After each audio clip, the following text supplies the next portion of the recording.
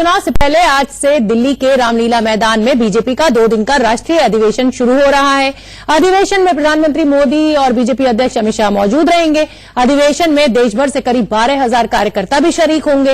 लोकसभा चुनाव से पहले बीजेपी देश भर के कार्यकर्ताओं को जीत के लिए मूल मंत्र देने जा रही है। तो मिशन 2019 आज राष्ट्रीय अधिवेशन 2 दिनों के लिए रामलीला मैदान में दिल्ली के होगा।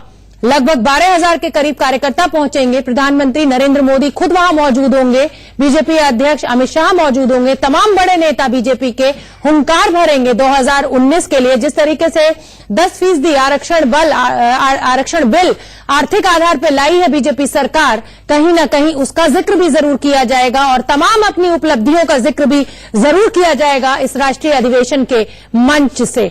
जो कार्यकर्ता हैं उनमें एक नया जोश भरा जाएगा। जाहिर सी बात है, जिस तरीके से राजस्थान, छत्तीसगढ़ और मध्य प्रदेश 3 बड़े राज्य बीजेपी के हाथ से निकल गए हैं, कहीं ना कहीं वो गर्मी कार्यकर्ताओं को दी जाएगी और कहा जाएगा कि मेहनत करो।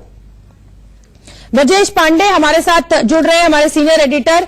ब्रजेश, खुद नरेंद्र मोदी मौजूद होंगे, बीजेपी अध्यक्ष मौजूद होंगे। 2019 के लिए हुंकार भरी जाएगी इस मंच से।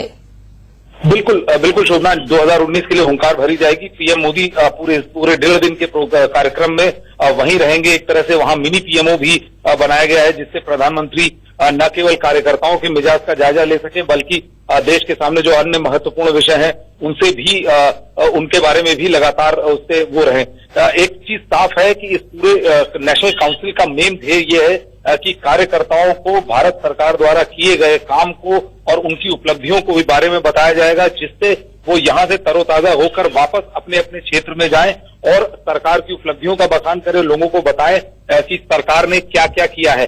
इस प्रोग्राम में करीब 12,000 भारतीय जनता पार्टी के पदाधिकारी, सांसद और तमाम अन्य लोग शामिल होंगे और ये अब तक का सबसे बड़ा नेशनल काउंसिल माना जा रहा है।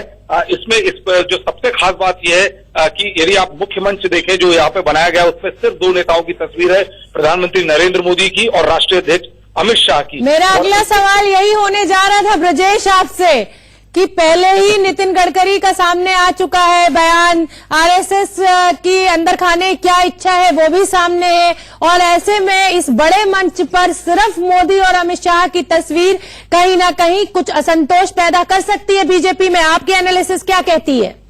ये शोभना, अंग्रेजी में कहावत है, नथिंग सक्सीड्स लाइक सक्सेस, और ये साफ तौर पे है कि जिस तरह प्रधानमंत्री नरेंद्र मोदी ने 2014 में जो भारतीय जनता पार्टी के लिए एक मानक छोड़ा, उसे किसी भी भारतीय जनता पार्टी के वर्तमान नेता में ये सक्षमता नहीं है कि वो उसको पूरा कर सके। पहली बार भारतीय जनता पार्टी 282 सीटों के साथ केंद्र में आई और उसके बाद अमित शाह, नरेंद्र मोदी के नेतृत्व में आज भारतीय जनता पार्टी 20 राज्यों में खुद सरकार या अपने सहयोगी दलों के साथ सरकार बना रही है। तो ये भारतीय जनता पार्टी का अब तक का सबसे विस्तृत पॉलिटिकल फुटप्रिंट है भारत की राजनीति में। तो ऐसे में ये मानना थोड़ा सा अलग होगा कि कोई अन्य नेता इनकी सत्ता को चुनौती दे सकता है। यदि कोई नेता उभरता है तो वो भी चुनाव के नतीजे आने के बाद ही हो सकता है, क्योंकि सबको पता है कि आज भी भले ही सरकार, जो कि आमतौर पर होता है 5 साल के बाद आपका थोड़ा सा स्टॉक डाउन होता है, आज भी सबसे पॉपुलर नेता भाजपा के प्रधानमंत्री नरेंद्र मोदी हैं। तो ऐसे में ये तमाम अटकलें जरूर लगाई जा रही हैं कि संघ किसी को प्रॉप अप करेगा, लेकिन ये सब होगा जब एक बार रिजल्ट आ जाए, और यदि रिजल्ट आशा बिल्कुल, और ये पोस्टर में सिर्फ 2 लोगों को सीमित करना राष्ट्रीय अधिवेशन में, ये 2019 में पता चलेगा कि पैर पे कुल्हाड़ी मार ली या कुल्हाड़ी पे पैर रख दिया। फिलहाल हम